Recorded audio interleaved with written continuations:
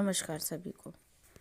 आज मैं आपके सामने उसने कहा था चंद्रधर शर्मा गुलेरी जी की लिखी हुई कहानी लेके आई हूँ, जिससे उनको बहुत प्रसिद्धि मिली है। और आप भी जब इस कहानी को जानेंगे, समझेंगे, तो आपको भी लगेगा कि वास्तव में उस समय तत्कालीन परिस्थितियों को ध्यान में रखते हुए और उन्होंने किस प्रकार से ये कहानी लिखी। ये कहानी प्रेम का एक जीता जागता उदाहरण है, जिसमें प्रेम नाम का शब्द कहीं भी लेखक ने नहीं दिया है। इस कहानी की शुरुआत होती है अमृतसर के बम्बू काट वालों की बोली से, जहाँ पर लेखक ने अमृतसर की गलियों का, शहरों का, छोटी बड़ी सभी उसका बड़ा अच्छा सा वर्णन किया है। और वो कहते हैं हट जा जीड़े जोगिए, हट जा कर्मा वालिए, हट जा पुता प्यारिए। जिस तरह से वो इधर उधर जो रास्ते में राहगीर हैं उनको हटाने की कोशिश करते हैं। इसी बीच में ऐसे बम्बू काट वालों के बीच में एक लड़का और एक लड़की, लड़का 12 वर्ष का है और लड़की 8 वर्ष की है, एक चौक की दुकान पर आकर के मिलते हैं अपना अपना सामान लेने के लिए। यहाँ पर लेखक ने उनकी मन स्थिति का बहुत ही सुंदर और सूक्ष्म वर्णन किया है।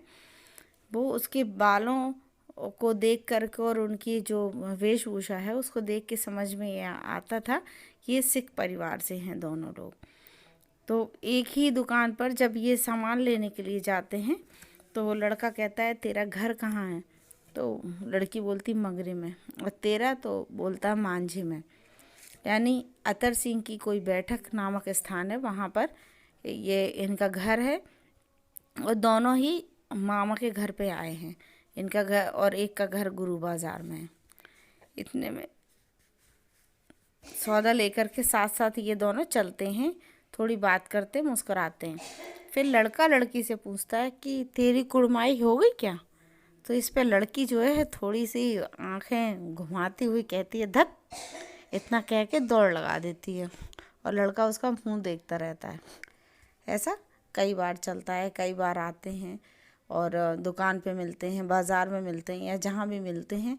बस लड़का लड़की से एक ही क्वेश्चन पूछता है कि तेरी कुड़माई हो गई क्या? और उत्तर में लड़की धत्त कह करके भाग जाती है। लड़का उसको देखता रहता है। ये सिलसिला कुछ दिन तक चलता रहता है। एक दिन उसने पूछा कि तेरी कुड़माई हो गई क्या? तो उसने लड़की ने लड़के के आशा जिसका उत्तर उनको नहीं चाहिए था उसके विरुद्ध वो बोली हाँ हो गई। लड़का बोला कब? बोले कल, देखते नहीं है रेशम से कढ़ा हुआ सालू। और लड़की भाग जाती है। अब जो लड़का है वो अपने घर की तरफ तो जाता है, लेकिन रास्ते में एक लड़के को मोरी में धकेल देता है, यानी नाली में धकेल देता है। फिर एक छाबड़ी वाले को की जो दिन भर की कमाई होती है उसकी कमाई गिरा देता है। फिर एक कुत्ते पर उठा करके पत्थर मारता है ज़ोर से। और वहीं पे सब्जी वाला जा रहा होता है तो एक गोभी वाले के ठेले में दूध उड़ेल दिया। सामने नहाकर आती हुई किसी वैष्णवी से टकराकर और अंधे की उपाधि पाई। यानी वैष्णवी कहती है अंधे हो क्या, दिखाई नहीं देता है? और इस तरह क्या कि वो हरकत करता हुआ अपने घर पहुंचता है। और ये जो 4-5 लाइनों में गुलेरी जी ने लिखा ना, लड़की भाग गई, लड़के ने घर की राह ली, रास्ते में एक लड़के को मोरी में धकेल दिया, एक छाबड़ी वाले के दिन भर की कमाई खोई, एक कुत्ते पर पत्थर मारा और एक गोभी वाले के ठेले में दूध उड़ेल दिया, सामने नहाकर आती हुई किसी वैष्णवी से टकराकर अंधे की उपाधि पाई, तब कहीं घर पहुंचा। इन 4-5 लाइनों में पूरी कहानी का आधार छुपा हुआ है। तो उसने कहा था कहानी के भाग 2 में आरंभ होता है प्रथम विश्व युद्ध का समय। और उस समय हाड़ देने वाली जो ठंड पड़ रही थी उसमें भारतीय सेना के योगदान, जिसमें लहना सिंह जुटे हुए थे जमादार अथवा नायक के पद पर, और उनके साथ वजीरा सिंह, उद्यमी सिंह, बोधा सिंह उनके बेटा उद्यमी, और अन्य जो है सेना नायक और भी सेना के लोग थे। जो यहाँ पे ये 4 रात और दिन लगातार युद्ध कर रहे थे। और ये जो है एक खाई में बैठे हुए थे। वो खाई के नीचे से ठंडे पानी का स्रोत बह रहा था इधर से उधर, और उसी खाई में बैठ कर के 4 दिन से लगातार लड़ाई लड़ रहे थे, युद्ध लड़ रहे थे। 4 रात सोए नहीं थे, लगातार जाग रहे थे। और इसी बीच में बोधा सिंह की हालत थोड़ी सी खराब होने लगती है, यानी उसका स्वास्थ्य खराब होने लगता है। तो जो सूबेदार सिंह रहते हैं वो आदेश देते हैं उद्यमी को कि उठो और सिगड़ी में कोयला डालो ताकि वहाँ गर्माहट हो। और वजीरा कहते कि तुम 4 जने जाओ, बाल्टियाँ लेकर के जो खाई में पानी भर रहा है उसको फेंक दो, ताकि यहाँ पे और समय बिताया जा सके जब तक कि रिलीफ की वाली टुकड़ी नहीं आ जाती। जब तक रिलीफ की टुकड़ी परसों आएगी तब तक हमें यहाँ पर रहना है और इस युद्ध के मैदान में लड़ाई लड़ना है। इसके लिए हमारा स्वास्थ्य रहना आवश्यक है। इस तरह से वहाँ बात होती है तो इंतज़ाम करते हैं। वजीरा सिंह सूबेदार हजारा सिंह मुस्कुरा कर कहते हैं कि लड़ाई के मामले में जमादार या नायक के चलाए नहीं चलते, बड़े अफसर दूर की सोचते हैं। और हम तो 300 मील का सामना करते हैं, एक तरफ बढ़ गए तो क्या हो गया। सूबेदार जी कहते हैं कि लहना सिंह बोला, पर क्या करें। जो हम लोग हमसे बड़ा जो पद पे बैठे हुए अधिकारी हैं वो दूर की सोच रखते हैं और अपने अकॉर्डिंग युद्ध के मैदान में आदेश दे करके सेना को आदेश देते हैं, तब सेना आगे बढ़ती है। इस तरह की बात होती है। और वहाँ पर जो है वजीरा सिंह पलटन का जो विदूषक था वो बाल्टी में गंदला पानी भरकर खाई के बाहर फेंकता हुआ बोलता है, मैं पांदा बन गया, करो जर्मनी के बादशाह का तर्पण। और सब खिलखिलाकर हंस पड़ते हैं। और वहाँ जो उदासी के बादल छाए हुए थे वे थोड़े से हटते हुए नजर आते हैं। वजीरा सिंह त्योरियाँ चढ़ाकर कहते हैं कि जो है यहाँ पर जो वातावरण है उसको हल्का रखो, क्या मरने मारने की बात लगा रखी है। मरे जर्मन और तुरक, हाँ भाइयों कुछ गाओ। और सारी खंदक गीत से गूंज उठती है। सिपाही फिर ताजे हो जाते हैं, मानो 4 दिन से सोते और मौजी करते रहे, जबकि 4 दिन से ना वो सोए थे और लगातार युद्ध के मैदान में डटे हुए थे। उसने कहा था कहानी के तीसरे अंक में जो लहना सिंह है वो बोधा सिंह की जान को बचाने के लिए, उसकी रक्षा करने के लिए और अपने वचन को निभाने के लिए, क्योंकि उसने किसी को वचन दिया था कि मैं इनकी रक्षा करूँगा, वह बोधा सिंह की देखभाल करते हैं। बोधा सिंह जो खाली बिस्किट के कंटेनर रहते हैं, सेना को खाने के लिए जो सरकार भेजती है बिस्किट्स, उसके कंटेनर रहते टीन, उस टीन को 3-4 टीन को रख लेते हैं। 3 टीन को तो वो एक बेड पलंग का काम कर देती, पतला सा, उसके ऊपर कंबल बिछा दिए जाते और एक सिपाही को 2 कंबल दिए जाते। तो लहना सिंह ने क्या किया, अपने दोनों कंबल दे दिए बोधा सिंह को। तो 2 कंबल बोधा सिंह ने बिछा लिए और 2 कंबल ओढ़ लिए। और लहना सिंह वहाँ पर खड़ा पहरा दे रहा, जबकि वहाँ पे अत्यधिक ठंड है और एक आँख खाई के मुख पर है और एक बोधा सिंह के दुबले शरीर पर है। बोधा सिंह करा रहा है, क्यों बोधा भाई क्या है। बोले पानी पिला दो। लहना सिंह ने कटोरा उसके मुंह से लगा कर पूछा, कहो कैसे हो। पानी पीकर बोधा बोला, कंपनी छूट रही है, रोम रोम में तार दौड़ रहे हैं, दांत बज रहे हैं, यानी मुझे बहुत ठंड लग रही है। तो अब लहना सिंह क्या करता है कि वो जो जर्सी पहने होते वो अपनी जर्सी दे देते। तो बोधा जर्सी लेने से इनकार करते हैं। तो लहना झूठे ही कह देता कि मेरे पास तो दूसरी गर्म जर्सी भी है और फिर सवेरे जो विलायती मैम है ना वो स्वेटर बुन करके भेज देंगी, तो गुरु उनका भला करे। ये कह करके लहना अपना कोट उतार कर यानी जर्सी उतार कर बोधा को दे देता। अब देखिए दोनों कंबल उसने दे दिए, कंबल के अतिरिक्त उसने जर्सी दे दी और वो हाड़ कपा देने वाली ठंड में खड़ा हुआ पहरा दे रहा है, उसकी रक्षा कर रहा है बोधा सिंह की। और आधा घंटा बीत गया, इतने में खाई के मुंह से आवाज़ आई, सूबेदार हजारा सिंह। कौन?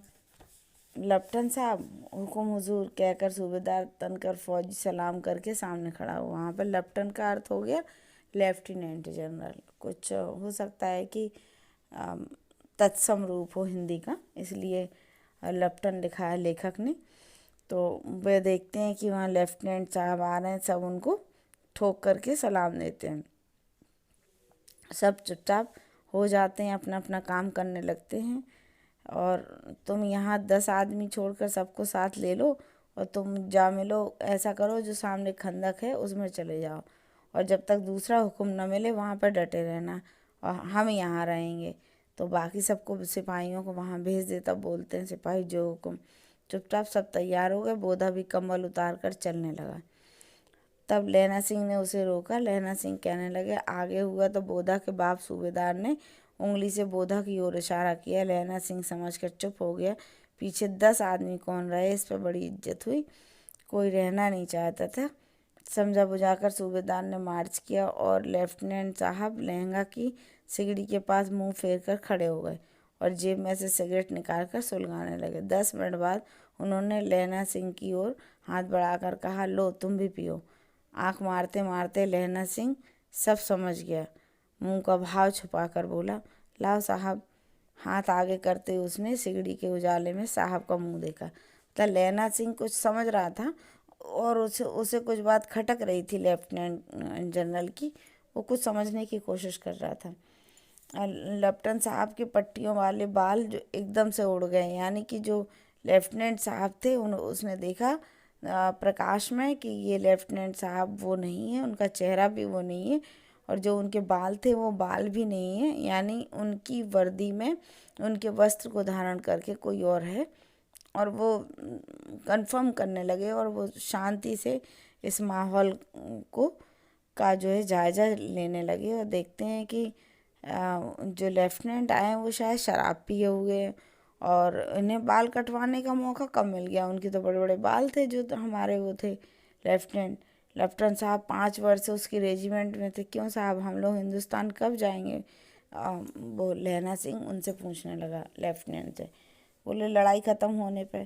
क्यों, क्या देश पसंद नहीं है? नहीं साहब, शिकार के तो बहुत मज़े हैं यहाँ पे। पर साल नकली लड़ाई के पीछे हम आप जगाधारी के ज़िले में शिकार करने गए थे, याद है आपको? वहाँ पर हम लोगों ने एक नील गाय मारी थी, वो नील गाय आपको दी थी, वो आप घर ले गए थे क्या? तो वो थोड़ा सा नाटक करता हुआ बोला, हाँ हाँ ले गए थे। वो बड़े बड़े सींग वाले, हाँ 2 फुट के सींग होंगे। बोले हाँ। बोले वो ले गए थे? बोला हाँ ले गया था। इतने में क्या हुआ कि लहना सिंह को उसने वो सिगरेट दिया और लहना सिंह से कहा कि लो। लहना सिंह पीते नहीं, तो बोला पीता हूँ साहब, दिया सलाई लेके आता हूँ। ऐसा लहना सिंह ने बहाना बनाया और कह कर के लहना सिंह खंदक में घुस गया। अब उसे संदेह नहीं रहा, वो समझ गया कि उसे क्या करना है, क्योंकि वह पहचान गया था कि जो लेफ्टिनेंट जनरल के वेश में है वो वास्तव में हमारे लेफ्टिनेंट नहीं है। या तो उन्हें मार दिया गया या उन्हें जेल में डाल दिया गया, अगवा कर लिया गया। और वह मन ही मन सोचने लगा कि अब मुझे आगे क्या करना है। उसने कहा था कहानी के 4थे अंक में हम जब पढ़ते हैं तो पाते हैं कि लहना सिंह जो नकली लेफ्टिनेंट था उसको पहचान गया था और उसने जा कर के टुकड़ी में सबको चेताया और बताया कि अंधेरे में उसे किसी से वह टकराया। बोला कौन? वजीर सिंह। लहना, क्या कयामत आ गई, तुम इस तरीके से क्यों आ रहे हो? तो उसने कहा कि कयामत तो आ गई है, जो लेफ्टिनेंट साहब की वर्दी पहन कर आए हैं ना। बोले क्या? हाँ लेफ्टिनेंट साहब, वो या तो मारे गए या कैद हो गए हैं, और उनकी वर्दी पहनकर ये कोई जर्मन आया है जो दुश्मन है अपना। और सूबेदार ने इसका मुंह नहीं देखा, मैंने देखा और बातें की है। उसका चेहरा भी अलग है, उर्दू बोलता है, और उर्दू भी वो किताबी उर्दू बोलता है। और उसने मुझे पीने के लिए सिगरेट भी दी, जबकि आप जानते हो कि मैं सिगरेट नहीं पीता हूँ। हमारे लेफ्टिनेंट कर्नल जानते थे कि मैं सिगरेट नहीं पीता हूँ। उसको हॉट पे भी नहीं लेके आता हूँ, तो वो कभी ऑफ़र दे ही नहीं सकते। और इसके बाद जब मैंने इन नील गाय का प्रसंग छेड़ा तब भी उनके उत्तरों से मैं संतुष्ट नहीं था। इस प्रकार से मुझे पक्का विश्वास है, और मैंने चेहरा भी देखा हुआ है। उनके बाल बड़े बड़े थे, इनके बाल छोटे थे, और ये तो वो व्यक्ति नहीं है। तो इस तरीके से सबको वो क्या करता है, चेता देता है। और फिर वो क्या करता है कि लहना सिंह जाता है चुपचाप खाई के मुहाने पर। लहना सिंह दीवार से चिपक गया। उसने देखा कि जो लेफ्टिनेंट साहब हैं जेब से बेल के बराबर 3 गोले निकाल रहे हैं और तीनों को जगह जगह पर खंदक की दीवारों में उन्होंने क्या किया, अंदर कर दिया, घुसेड़ दिया और तीनों में एक तार सा बांध दिया और तार के आगे सूत की एक गुत्थी लगी थी जिसे सिगड़ी के पास रखा था, यानी सिगड़ी गर्म होते ही वहाँ से बड़ा सा विस्फोट हो जाता। ये लेफ्टिनेंट की वो थी, चालाकी थी जो वो देख चुका था। और लहना सिंह, तो लहना सिंह की समझ में जैसे ही आया तुरंत बिजली की तरह दोनों हाथों से उल्टी बंदूक को उठाकर लहना सिंह ने साहब जो थे लेफ्टिनेंट साहब उनकी कोहनी पर तान कर दे मारा। धमाके के साथ साहब के हाथ से दिया सलाई जो थी माचिस थी वो छूट गई और लहना सिंह ने एक कुंदा साहब की गर्दन पर मारा और साहब ने आँख और आँख पर मीन गोट कहते हुए चित्त हो गए। लहना सिंह ने तीनों गोले बीन कर खंदक के सामने फेंक दिए और साहब को घसीट कर सिगड़ी के पास लेटाया और जेबों की तलाशी ली कि कुछ और तो नहीं है। तो देखा 3-4 लिफाफे थे, एक डायरी थी और उन्होंने सब जेब के हवाले किया। साहब की मूर्छा घटी। लहना सिंह हंसकर बोला, क्यों लेफ्टिनेंट साहब, मिजाज कैसा है? आज मैंने बहुत बातें सीखी। ये सीखा कि सिख सिगरेट पीते हैं, ये सीखा कि जगाधारी के ज़िले में नीलगायें होती हैं। यानी जो जो झूठ बोला था उस झूठ को लहना सिंह ने कह दिया। और इसके बाद बोले, आप तो ये उर्दू आती है, हमारे लेफ्टिनेंट साहब को तो आती नहीं है।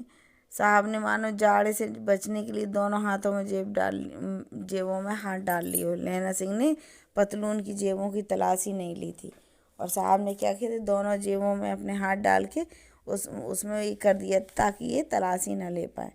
लहना सिंह कहता गया, चालाक तो बड़े हो, पर मांझी का लहना इतने बरस लेफ्टिनेंट साहब के साथ रहा, उसे चकमा देने के लिए 4 आंखें चाहिए। 3 महीने एक तुर्की मौलवी मेरे गांव में आया था, औरतों के बच्चे होने की तावीज़ बांटता था और बच्चों को दवाई देता था।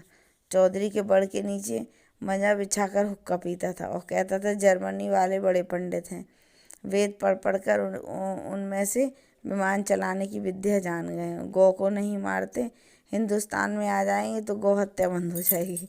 मंडी के बनियों को बहकाता था कि डाक खाने से रुपये निकाल लो, सरकार का राज जाने वाला है। डाक बाबू पोलू राम भी डर गया और मैंने मुल्ला जी की दाढ़ी मूड़ भी दी थी और गांव से बाहर निकाल कर कहा था कि जो मेरे गांव में अब पैर रखा तो। मतलब कहने का ये था कि ये लहना सिंह उनसे सब बताता है और इसके बाद वो पूरे हाल चाल बताने के बाद कहता है अगर अगर जर्मनी वाले आ जाएंगे तो वो गौ हत्या बंद हो जाएगी। साहब की जेब से पिस्तौल चला और लहना की जांग में गोली। अब साहब समझ गया कि लहना सिंह मुझे जान चुका है, तो उसने लहना सिंह की जांग में गोली मार दी। इधर लहना की हेनरी मार्टिनी के 2 फायरों ने साहब की कपाल क्रिया पर दी धड़ाक। सब सुन के दौड़ पड़े, यानी पीछे से साहब को गोली मारी तो बोधा चिल्लाया, क्या है, क्या हो गया? लहना सिंह ने उसे यह कह के सुला दिया, बोले एक हड़का हुआ कुत्ता आया था, मार दिया। और सबसे हाल कह दिया तो सब बंदूकें लेकर तैयार हो गए। लहना ने साफा फाड़कर घाव के दोनों ओर पट्टी कसकर बांधी थी। घाव में मांसी था, पट्टियों के कसने से लहू निकलना बंद हो गया था। अब जो लहना सिंह है उसको भी चोट लग चुकी थी और घाव हो गया था और उसकी जो पसलियों के पास उसको घाव हुआ था कमर में, उसने क्या किया था, पट्टी बांध रखी थी। इतने में क्या हुआ, 70 जर्मन चिल्लाकर खाई में घुस पड़े और सिखों की बंदूकों की बाढ़ ने पहले धावे को रोका, फिर दूसरे धावे को रोका। यहाँ से 8 धावे जो तैयार हुए थे उससे जर्मनी सेना भिड़ गई और इन दोनों में युद्ध हुआ। अचानक आवाज़ आई, वाह गुरुजी फतेह, वाह गुरुजी द खालसा, और धड़ाधड़ बंदूकों के फायर जर्मनों की पीठ पर पड़ने लगे। ऐन मौके पर जर्मन चक्की के 2 पार्टों के बीच में आ गए और पीछे से सूबेदार हजारा सिंह के जवान आग बरसाते थे और सामने जो था वो वहाँ लहना सिंह अपने साथियों के साथ क्या युद्ध के मैदान में डटे हुए थे। पास आने पर पीछे वालों ने भी संगीन पीटना शुरू कर दिया। इस प्रकार से जो है युद्ध का यहाँ पे वर्णन किया है लेखक ने बहुत ही सुंदर ढंग से। लड़ाई के समय चांद निकल आया, ऐसा चांद जिसके प्रकाश से संस्कृत कवियों का दिया हुआ छई नाम सार्थक होता था। हवा ऐसे चल रही थी जैसे कि बाणभट्ट की भाषा में दंत वीणो देशाचार कहलाती हो। वजीर सिंह कह रहा था कि कैसे मन मन भर फ्रांस की भूमि मेरे बूटों से चिपक गई। जब मैं दौड़ा दौड़ा सूबेदार के पीछे गया था तो सूबेदार लहना सिंह से सारा हाल सुनकर कागजात पाकर उसकी तुरंत बुद्धि को सराहे थे और कह रहे थे कि अगर तू ना होता तो आज हम सब मर जाते। इस प्रकार से लहना सिंह की बुद्धि को, लहना सिंह के साहस को और उसकी वीरता को सभी लोग तराश रहे थे, सभी शाबाशी दे रहे थे। और बोधा की भी उसने रक्षा की और बोधा को गाड़ी पे लेटा दिया और वहाँ चिकित्सा विभाग में वहाँ सूचना कर दी। तो वहाँ से 2 एम्बुलेंस पहले जो चलती थी मानव के द्वारा, जिस पर रख कर के मरीज को अगर कुछ चोट लग जाती तो उसको ढोके लेके जाते थे, वो आई और सब ने कहा कि चलो तुम भी चलो, तुम घायल हो लहना सिंह। लेकिन लहना सिंह ज़मीन पर लेट गया और वजीरा से बोला मुझे पानी पिला दो। इन लोगों से कह दिया आप जाओ। इसके बाद जब कमरबंद खोला तो वह पूरे पसीने वो उससे खून से तर हो चुका था। उसने कहा था कहानी का जो 5वां अंक है वो कहानी की चरम सीमा है, दर्दनाक है। और लहना सिंह की जो सूबेदारनी के प्रति और उसने कहा था, जिसने उसे आदेश दिया था कि ऐसा ऐसा काम करना, उसने पूरे कर्तव्य का पालन किया। मृत्यु के समय जैसे कुछ तस्वीरें साफ दिखाई देती तो वो स्मृति में जा कर के देखता है कि लहना सिंह 12 वर्ष का है, अमृतसर में मामा के यहाँ आया है, दही वाले के यहाँ, सब्जी वाले के यहाँ, हर जगह वह 8 वर्ष की लड़की से पूछता है कि तेरी कुड़माई हो गई क्या, और जब वह धत्त कहकर भाग जाती है, ऐसा वो सपने में देख रहा है। और एक बार ऐसा भी है कि जब उसने पूछा तेरी कुड़माई हो गई क्या, तो लड़की ने कहा हाँ हो गई, देखते नहीं हो ये रेशम सा बूटों वाला साल। और सुनते ही लहना सिंह को बहुत दुख हुआ था, क्रोध हुआ था। क्यों हुआ था? यही प्रेम था। देखिए महान साहित्यकार गुलेरी जी ने इस प्रेम शब्द को यहाँ एक बार भी नहीं प्रस्तुत किया और प्रेम की कितनी सुंदर अभिव्यक्ति की है। इसी प्रकार से 25 वर्ष बीत जाते हैं और लहना सिंह नंबर 77 राइफल्स में जमादार हो गया, यानी नायक हो गया। उस 8 वर्ष की कन्या का उसे कभी ध्यान ही नहीं रहा, न मालूम वह कभी मिली थी या नहीं।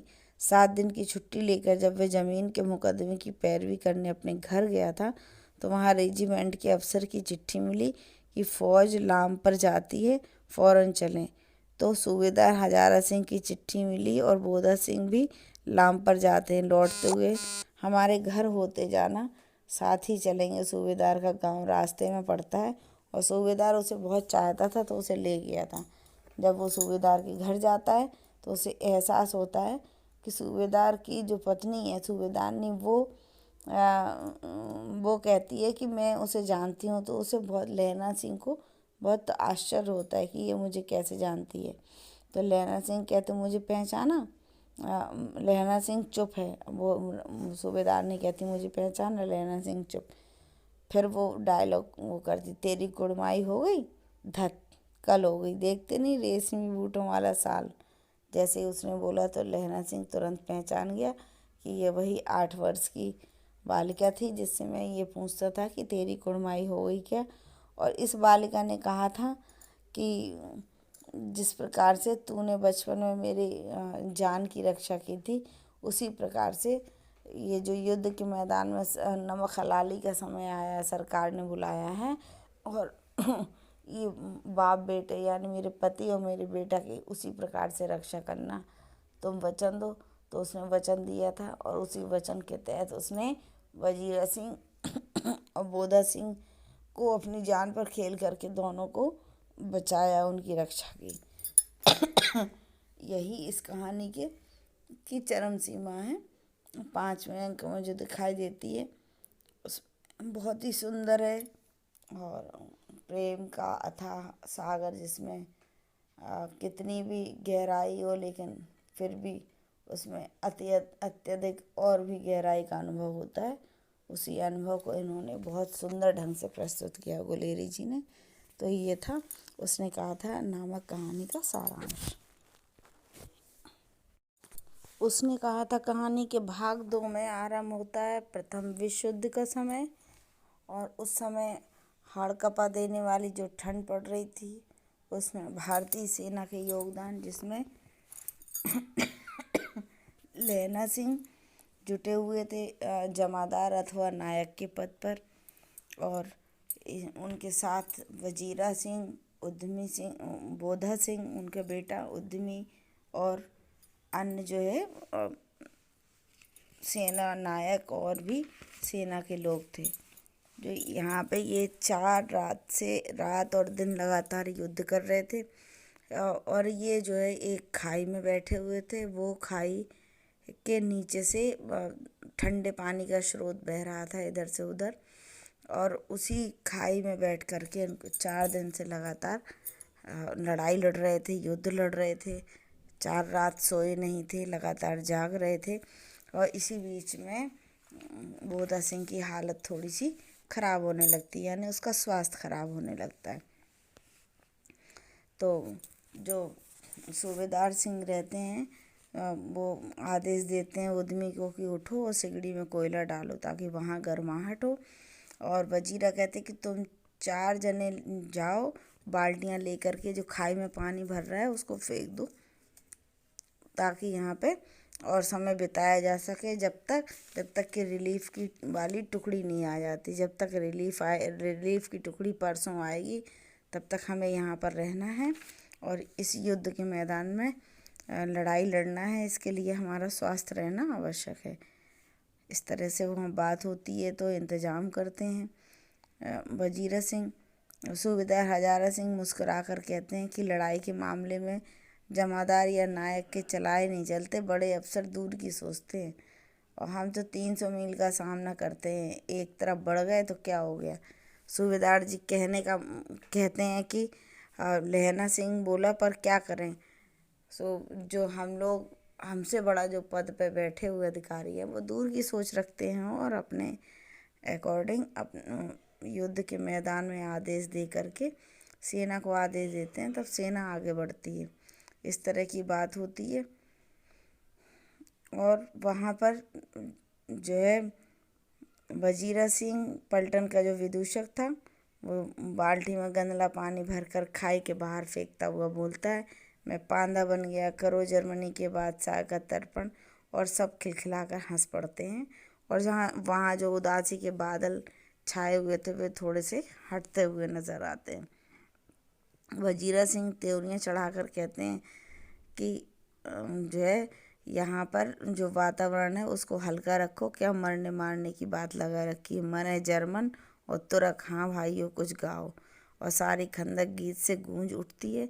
सिपाही फिर ताजे हो जाते हैं, मानो 4 दिन से सोते और मौजी करते रहे, जबकि 4 दिन से ना वो सोए थे और लगातार युद्ध के मैदान में डटे हुए थे।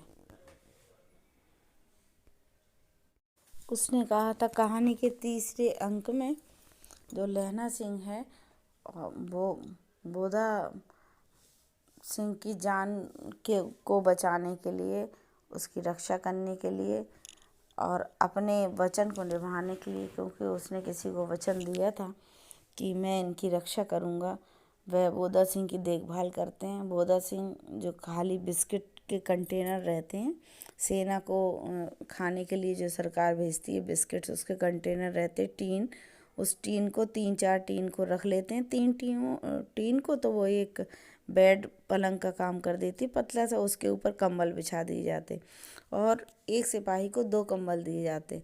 तो लहना सिंह ने क्या किया, अपने दोनों कंबल दे दिए बोधा सिंह को। तो 2 कंबल बोधा सिंह ने बिछा लिए और 2 कंबल ओढ़ लिए, और लहना सिंह वहाँ पर खड़ा पहरा दे रहा, जबकि वहाँ पे अत्यधिक ठंड है और एक आँख खाई के मुख पर है और एक बोधा सिंह के दुबले शरीर पर है। बोधा सिंह करा रहा है, क्यों बोधा भाई क्या है? बोले पानी पिला दो। लहना सिंह ने कटोरा उसके मुंह से लगा कर पूछा, कहो कैसे हो? पानी पीकर बोधा बोला, कंपनी छूट रही है, रोम रोम में तार दौड़ रहे हैं, दांत बज रहे हैं, यानी मुझे बहुत ठंड लग रही है। तो अब लहना सिंह क्या करता है कि जो वो जो जर्सी पहने होते वो अपनी जर्सी दे देते। तो बोधा जर्सी लेने से इनकार करते हैं। तो लैना झूठे ही कह देता कि मेरे पास तो दूसरी गर्म जर्सी भी है, और फिर सवेरे जो विलायती मैम है ना वो स्वेटर बुन करके भेज देंगी, तो गुरु उनका भला करे। ये कह करके लैना अपना कोट उतार कर यानी जर्सी उतार कर बोधा को दे देता। आप देखिए दोनों कंबल उसने दे दिए, कंबल के अतिरिक्त उसने जर्सी दे दी, और वो हाड़ कपा देने वाली ठंड में खड़ा हुआ पहरा दे रहा है, उसकी रक्षा कर रहा है बोधा सिंह की। और आधा घंटा बीत गया, इतने में खाई के मुंह से आवाज़ आई, सूबेदार हजारा सिंह। कौन? लपटन साहब। हुकुम हुजूर कहकर सूबेदार तनकर फौजी सलाम करके सामने खड़ा हुआ। वहाँ पर लपटन का अर्थ हो गया लेफ्टिनेंट जनरल। कुछ हो सकता है कि तत्सम रूप हो हिंदी का, इसलिए लपटन लिखा है लेखक ने। तो वे देखते हैं कि वहाँ लेफ्टिनेंट साहब आ रहे हैं, सब उनको ठोक करके सलाम देते हैं। सब चुपचाप हो जाते हैं, अपना अपना काम करने लगते हैं। और तुम यहाँ 10 आदमी छोड़कर सबको साथ ले लो, और तुम जा मिलो, ऐसा करो जो सामने खंदक है उसमें चले जाओ, और जब तक दूसरा हुक्म न मिले वहाँ पर डटे रहना, और हम यहाँ रहेंगे। तो बाकी सबको सिपाहियों को वहाँ भेज देता। बोलते हैं सिपाही जो हुक्म। चुपचाप सब तैयार हो गए। बोधा भी कंबल उतार कर चलने लगा। तब लैना सिंह ने उसे रोका। लैना सिंह कहने लगे, आगे हुआ तो बोधा के बाप सूबेदार ने उंगली से बोधा की ओर इशारा किया। लैना सिंह समझकर चुप हो गया। पीछे 10 आदमी कौन रहे, इस पर बड़ी इज्जत हुई। कोई रहना नहीं चाहता था। समझा बुझाकर सूबेदार ने मार्च किया, और लेफ्टिनेंट साहब लहंगा की सिगड़ी के पास मुंह फेर कर खड़े हो गए और जेब में से सिगरेट निकाल कर सुलगाने लगे। 10 मिनट बाद उन्होंने लैना सिंह की ओर हाथ बढ़ाकर कहा, लो तुम भी पियो। आंख मारते मारते लैना सिंह सब समझ गया। मुंह का भाव छुपाकर बोला, लाओ साहब। हाथ आगे करते उसने सिगड़ी के उजाले में साहब का मुंह देखा। तो लैना सिंह कुछ समझ रहा था, और उसे उसे कुछ बात खटक रही थी लेफ्टिनेंट जनरल की। वो कुछ समझने की कोशिश कर रहा था। लेफ्टिनेंट साहब के पट्टियों वाले बाल जो एकदम से उड़ गए, यानी कि जो लेफ्टिनेंट साहब थे उसने देखा प्रकाश में कि ये लेफ्टिनेंट साहब वो नहीं है, उनका चेहरा भी वो नहीं है, और जो उनके बाल थे वो बाल भी नहीं है, यानी उनकी वर्दी में उनके वस्त्र को धारण करके कोई और है। और वो कंफर्म करने लगे, और वो शांति से इस माहौल को का जो है जायज़ा लेने लगे। और देखते हैं कि जो लेफ्टिनेंट आए हैं वो शायद शराब पिए हुए हैं, और इन्हें बाल कटवाने का मौका कब मिल गया। उनके तो बड़े बड़े बाल थे जो तो हमारे वो थे लेफ्टिनेंट साहब 5 वर्ष से उसकी रेजिमेंट में थे। क्यों साहब, हम लोग हिंदुस्तान कब जाएंगे? वो लैना सिंह उनसे पूछने लगा लेफ्टिनेंट से। बोले, लड़ाई ख़त्म होने पर। क्यों, क्या देश पसंद नहीं है? नहीं साहब, शिकार के तो बहुत मज़े हैं यहाँ पे। पर साल नकली लड़ाई के पीछे हम आप जगाधारी के ज़िले में शिकार करने गए थे, याद है आपको? वहाँ पर हम लोगों ने एक नील गाय मारी थी, वो नील गाय आपको दी थी, वो आप घर ले गए थे क्या? तो वो थोड़ा सा नाटक करता हुआ बोला, हाँ हाँ ले गए थे ले गए थे। वो बड़े बड़े सींग वाले, हाँ 2 फुट के सींग होंगे। बोले हाँ। बोले ले गए थे? बोला हाँ ले गया था। इतने में क्या हुआ कि लैना सिंह को उसने वो सिगरेट दिया, और लैना सिंह से कहा कि लो। लैना सिंह पीते नहीं, तो बोला पीता हूँ साहब, दिया सलाई लेके आता हूँ। ऐसा लैना सिंह ने बहाना बनाया, और कह कर के लैना सिंह खंदक में घुस गया। अब उसे संदेह नहीं रहा, वो समझ गया कि उसे क्या करना है, क्योंकि वह पहचान गया था कि जो लेफ्टिनेंट जनरल के वेश में है वो वास्तव में हमारे लेफ्टिनेंट नहीं है। या तो उन्हें मार दिया गया, या उन्हें जेल में डाल दिया गया, अगवा कर लिया गया। और वह मन ही मन सोचने लगा कि अब मुझे आगे क्या करना है। उसने कहा था, कहानी के चौथे अंक में हम जब पढ़ते हैं तो पाते हैं कि लैना सिंह जो नकली लेफ्टिनेंट था उसको पहचान गया था, और उसने जा कर के टुकड़ी में सबको चेताया और बताया कि अंधेरे में उसे किसी से वह टकराया। बोला, कौन? वजीर सिंह। लैना, क्या कयामत आ गई, तुम इस तरीके से क्यों आ रहे हो? तो उसने कहा कि कयामत तो आ गई है, जो लेफ्टिनेंट साहब की वर्दी पहन कर आए ना। बोले, क्या? हाँ लेफ्टिनेंट साहब, वो या तो मारे गए या कैद हो गए हैं। और उनकी वर्दी पहनकर ये कोई जर्मन आया है जो दुश्मन है अपना। और सूबेदार ने इसका मुंह नहीं देखा, मैंने देखा और बातें की है। उसका चेहरा भी अलग है, उर्दू बोलता है, और उर्दू भी वो किताबी उर्दू बोलता है। और उसने मुझे पीने के लिए सिगरेट भी दी, जबकि आप जानते हो कि मैं सिगरेट नहीं पीता हूँ। हमारे लेफ्टिनेंट कर्नल जानते थे कि मैं सिगरेट नहीं पीता हूँ। उसको हॉट हॉट पे भी नहीं लेके आता हूँ, तो वो कभी ऑफ़र दे ही नहीं सकते। और इसके बाद जब मैंने ये नील गाय का प्रसंग छेड़ा, तब भी उनके उत्तरों से मैं संतुष्ट नहीं था। इस प्रकार से मुझे पक्का विश्वास है। और मैंने चेहरा भी देखा हुआ है इनके, उनके बाल बड़े बड़े थे, इनके बाल छोटे थे। और ये तो वो व्यक्ति नहीं है। तो इस तरीके से सबको वो क्या करता है, चेता देता है। और फिर वो क्या करता है कि लहना सिंह जाता है चुपचाप खाई के मुहाने पर। लहना सिंह दीवार से चिपक गया। उसने देखा कि जो लेफ्टिनेंट साहब हैं जेब से बेल के बराबर 3 गोले निकाल रहे हैं, और तीनों को जगह जगह पर खंदक की दीवारों में उन्होंने क्या किया, अंदर कर दिया, घुसेड़ दिया। और तीनों में एक तार सा बांध दिया, और तार के आगे सूत की एक गुत्थी लगी थी जिसे सिगड़ी के पास रखा था। यानी सिगड़ी गर्म होते ही वहाँ से बड़ा सा विस्फोट हो जाता। ये लेफ्टिनेंट की वो थी, चालाकी थी, जो वो देख चुका था। और लहना सिंह, तो लहना सिंह की समझ में जैसे ही आया, तुरंत बिजली की तरह दोनों हाथों से उल्टी बंदूक को उठाकर लहना सिंह ने साहब जो थे लेफ्टिनेंट साहब, उनकी कोहनी पर तान कर दे मारा। धमाके के साथ साहब के हाथ से दिया सलाई जो थी, माचिस थी, वो छूट गई। और लहना सिंह ने एक कुंदा साहब की गर्दन पर मारा, और साहब ने आँख और आँख पर मीन गोट कहते हुए चित्त हो गए। लहना सिंह ने तीनों गोले बीन कर खंदक के सामने फेंक दिए, और साहब को घसीटकर सिगड़ी के पास लेटाया और जेबों की तलाशी ली कि कुछ और तो नहीं है। तो देखा 3-4 लिफाफे थे, एक डायरी थी, और उन्होंने सब जेब के हवाले किया। साहब की मूर्छा घटी। लहना सिंह हंसकर बोला, क्यों लेफ्टिनेंट साहब, मिजाज कैसा है? आज मैंने बहुत बातें सीखी। ये सीखा कि सिख सिगरेट पीते हैं। ये सीखा कि जगाधारी के ज़िले में नीलगायें होती हैं। यानी जो जो झूठ बोला था, उस झूठ को लहना सिंह ने कह दिया। और इसके बाद बोले, आप को तो ये उर्दू आती है, हमारे लेफ्टिनेंट साहब को तो आती नहीं है। साहब ने मानो जाड़े से बचने के लिए दोनों हाथों में जेबों में हाथ डाल लिए। लहना सिंह ने पतलून की जेबों की तलाशी नहीं ली थी, और साहब ने क्या किया था, दोनों जेबों में अपने हाथ डाल के उसमें ये कर दिया ताकि ये तलाशी न ले पाए। लहना सिंह कहता गया, चालाक तो बड़े हो, तो मांझी का लहना इतने बरस लेफ्टिनेंट साहब के साथ रहा, उसे चकमा देने के लिए 4 आंखें चाहिए। 3 महीने एक तुर्की मौलवी मेरे गांव में आया था, औरतों के बच्चे होने की तावीज़ बांटता था और बच्चों को दवाई देता था।